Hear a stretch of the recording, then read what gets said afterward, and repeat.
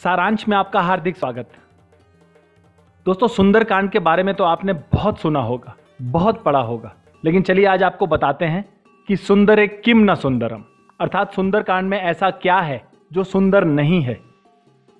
सुंदरकांड श्री रामचरितमानस का 5वां कांड है और इसका केंद्र विषय है माता सीता की खोज। क्योंकि इसमें श्री हनुमान जी के बुद्धि, बल, पराक्रम और शील का वर्णन है, इसलिए श्री हनुमान जी को प्रसन्न करने के लिए सुंदरकांड का पाठ करने का विधान है।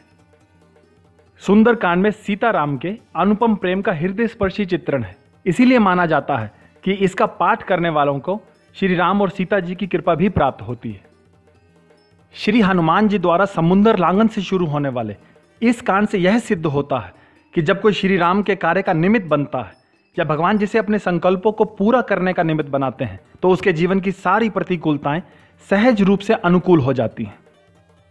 मैनाक, सुरसा और सिंगिका के साथ श्री हनुमान जी का किया गया व्यवहार संकेत करता है कि बुद्धिमान व्यक्ति को जीवन की सफलता के लिए इस बात की जानकारी होनी चाहिए कि किसके साथ कैसा व्यवहार करना है।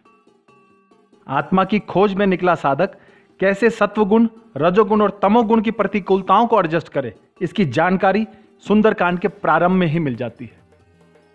अशोक वाटिका क्योंकि सुंदर मामक पर्वत पर स्थित है, जहां बैठी स्वयं सीता की खोज श्री हनुमान जी ने की, इसीलिए भी इस कांड को सुंदरकांड कहा गया है। लंकनी का पहले विरोध करना, फिर आशीर्वाद, विभीषण से मिलन, माता सीता की निराशा का अंत, शत्रु के दुर्ग में प्रवेश, उसकी सेना का संहार, रावण के पुत्र का वध, रावण के दरबार में निर्भय होकर उसकी इच्छा के विपरीत हित की बात समझाने का प्रयास, लंका को जलाकर अहंकारी दशरथ के गर्व को तोड़ना, बिना किसी हानि के वापिस लंका पार करना, वानरों को मृत्यु के भय से मुक्ति दिलाना तथा श्री राम के ताप संताप को समाप्त करने के बाद उन्हें युद्ध के लिए उत्साहित करना, ये सारी घटनाएं अलौकिक सुंदरता से पैदा होने वाले परमानंद को स्वयं में समेटे हैं। यही कारण है कि वैष्णव संतों को यह कांड अत्यंत प्रिय है। हनुमान भक्तों के लिए तो मानो यह समस्त भोगों और मुक्ति को प्रदान करने वाला महामंत्र और कल्प वृक्ष है।